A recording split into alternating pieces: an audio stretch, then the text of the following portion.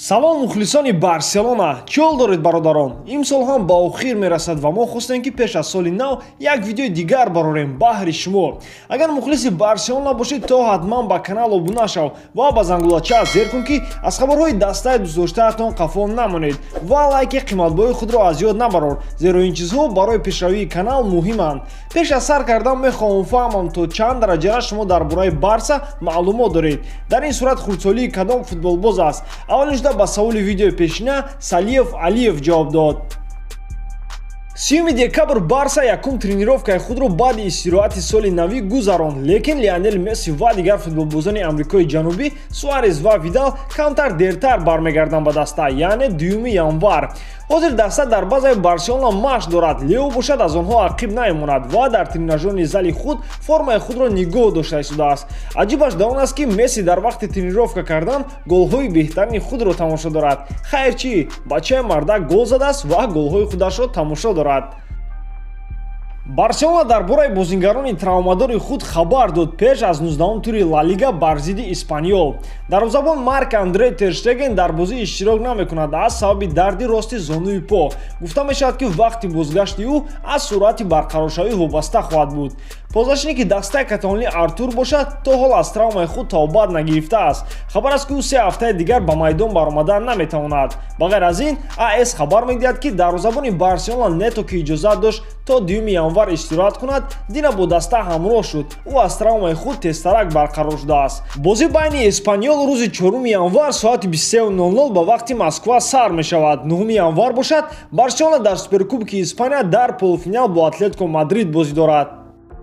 ба хабари бинои испанӣ Эл Десмаркуя, дастаи каталонии Барселона нақша дорад ки бо вингери Челси шартнома бандад, ки созишномаи ӯ бо дастаи лондонӣ ҳамин тобистон ба анҷом мерасад.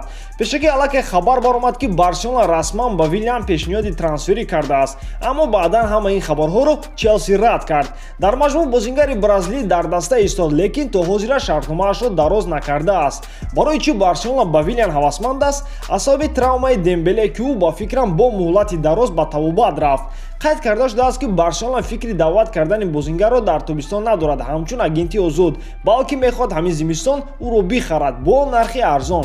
дар ин сезон Вилlian дар состафи Челси 24 бозӣ гузаронда дар ҳамаи турнирҳо 5 голу 4 паси головар додааст. худ бозингар на он қадар пеш гуфта буд ки дар дастаи лондонӣ худро хушбахт ҳис мекунад ва аз Челси шартномаи навро интизор аст. мухлисони Барселона, оё шумо мехоҳед ки дастаи каталонӣ бо Вилlian шартнома бандад? дар боло овоз диҳед.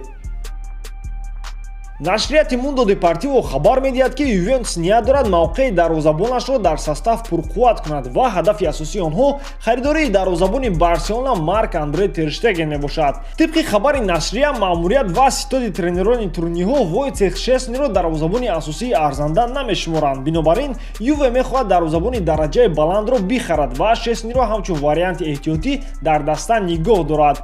Барселона бошад намехоҳад дарвозабони худро аз даст диҳад. каталониҳо қаблан бо дарвозабони худ шартномаашонро дароз карданд. ҳатто агар дастаҳо пули калон пешниҳод кунанд, маъмурияти Барса аз дарвозабони худ ҷудо намешавад. ҳамчунин ПСЖ ва Бавария ба Тер Штеген ҳавасмандӣ доранд. бародарон, агар Тер Штеген дастаро тарк кунад, бовар кунед, дастаи каталонӣ фурӯ меравад. ман дарвозабони немисиро айни ҳол беҳтарин дарвозабон дар ҷаҳон мешуморам. як бор нигоҳ кунед ӯ чӣ хел сейфҳо мекунад. ҳаминаш басанда аст. инро на танҳо ман мефаҳмам, балки роҳбарияти Барселона. онҳо медонанд ки Тер Штеген дарвозабони дараҷаи олӣ аст, барои ҳамин шартномаи нав бо маоши калон пешниҳод доранд. ба ҳамин тамом дӯстон, Барселонаро дӯст доред ва канали Барса TG-ро дастгирӣ кунед. дастгирии шумо пешравии мо. бо шумо буд Муҳаммад Гаиров. хай дар паноҳи Аллоҳ.